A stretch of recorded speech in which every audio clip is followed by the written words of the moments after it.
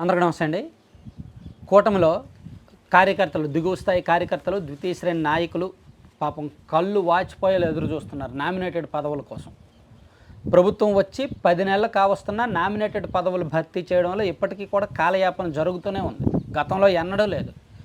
నియోజకవర్గంలో ఎవరు ఏ పదవికి అర్హులు అని గుర్తించడానికి ఇన్ని నెలలు కావాలా? సో దాంతో కార్యకర్తల్లోనే అసంతృప్తులు పెరిగిపోతున్నాయి.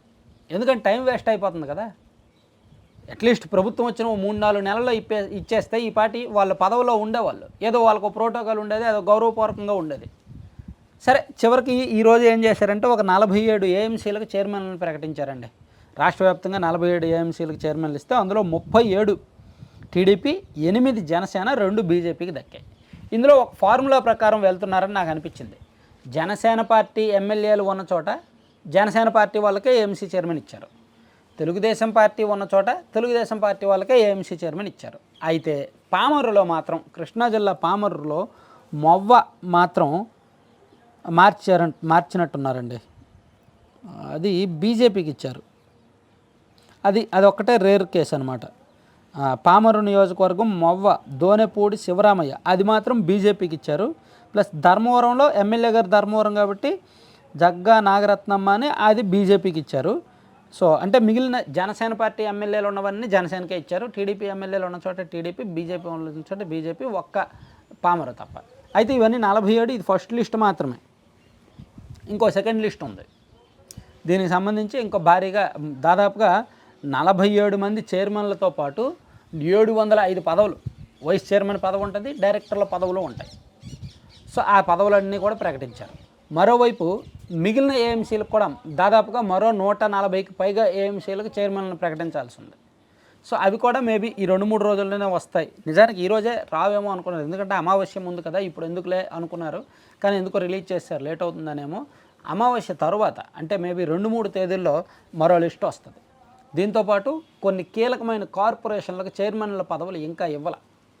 పెద్ద పెద్ద కార్పొరేషన్లకు చైర్మన్ల పదవి ఇవ్వకపోవడం వల్ల అవి కూడా వెయిట్ చేస్తున్నారు. అందులో రాష్ట్ర స్థాయి ప్రోటోకాల్, క్యాబినెట్ ర్యాంకు ఉన్న పదవులు కూడా కొన్ని ఉన్నాయి. సో దానికోసం వెయిట్ చేస్తున్నారు.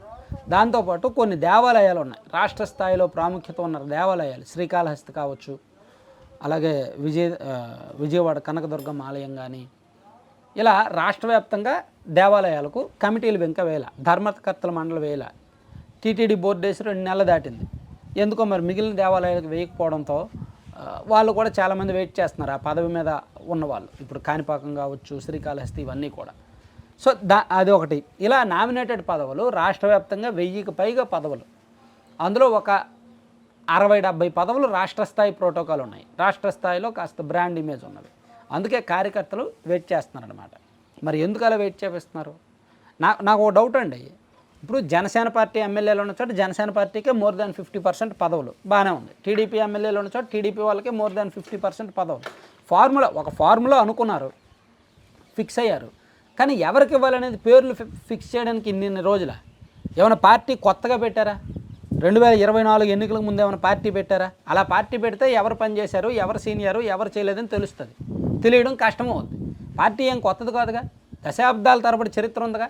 ఏ నాయకుడి ప్రొఫైల్ ఏంటో పార్టీ పెద్దల దగ్గర ఉన్నదా, పార్టీ ఆఫీస్లో ఉన్నదా, ఎవరు ఎంత పని చేశారో ఎమ్మెల్యేలకు తెలియదా? సో ఇవన్నీ కూడా బేరసారాలు ఏమైనా జరుగుతున్నాయేమో, కులాలు, మతాలు, బేరసారాలు, ఇంటర్నల్ లాబింగ్లు, పైరువేలు, అవి ఇవి జరుగుతున్నాయేమో. అందుకే లేట్ చేస్తున్నారు. ఎంత లేట్ చేస్తే అంత నష్టం కూటమికి, నాయకులకు కూడా.